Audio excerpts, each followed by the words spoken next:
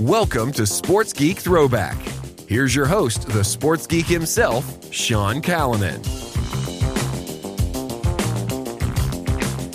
G'day, I am Sean Callanan from Sports Geek, and welcome to Sports Geek Throwback, where I pick out the best bits from the Sports Geek podcast archive.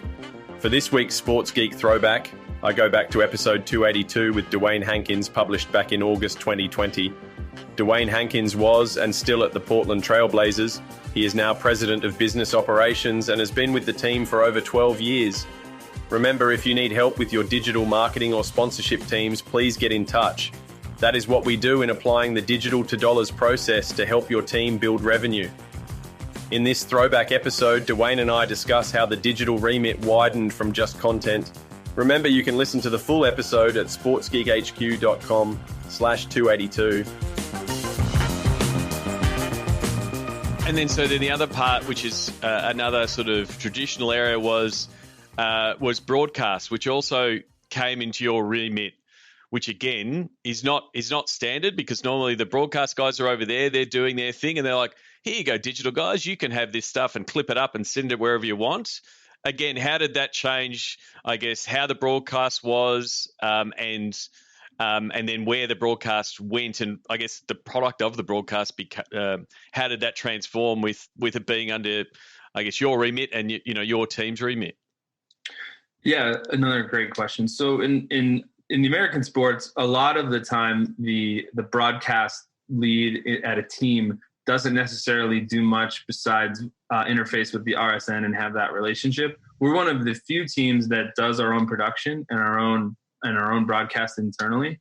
And so while we're distributed by NBC Sports Northwest, our broadcast is internal. So our graphics, our production, everything is done, looks like our own home show. We sell the advertising for the TV spots and all of that. And so what that really allowed is the ability to do just a lot of different things. Whether it was changing or updating graphics, being really intentional about the things we're promoting on our broadcast, bringing in digital where and when we thought we could. And again, Chris just saw that there was this opportunity and ability to do that. And so we've really tried to create a very digital friendly broadcast in the way that we can. Now, I mean, a lot of the stuff is still challenging based on how distribution agreements are written up and RSN agreements are done. We're still very linear in our approach. We do have Blazers Pass, which is a 15-game over-the-top package, which I think is pretty unique to teams. And that was really designed to allow fans without a cable package to get, usually the 15 best games of the regular season. So. Yep.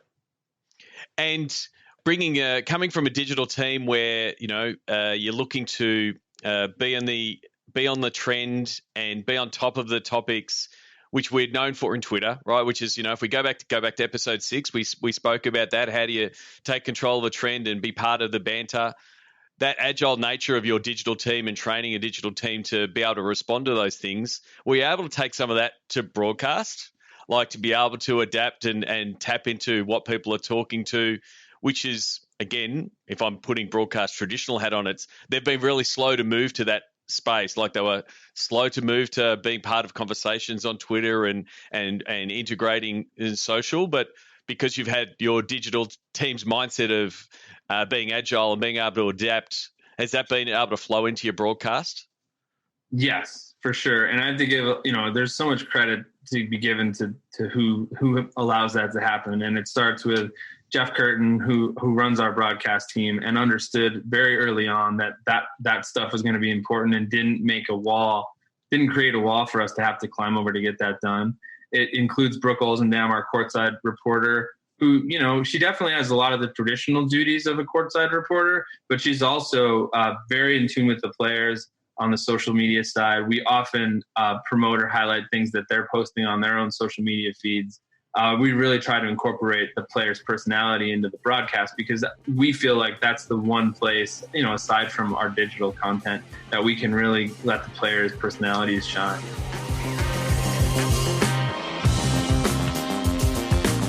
If you like this Sports Geek Throwback episode, please check out the full episode at sportsgeekhq.com. Please share Sports Geek with your sports business colleagues. We appreciate you sharing. We love working with podcast listeners. Please get in touch so we can help your team. Go to sportsgeekhq.com/phone call. All Sports Geek episodes are available at sportsgeekhq.com and all podcast platforms.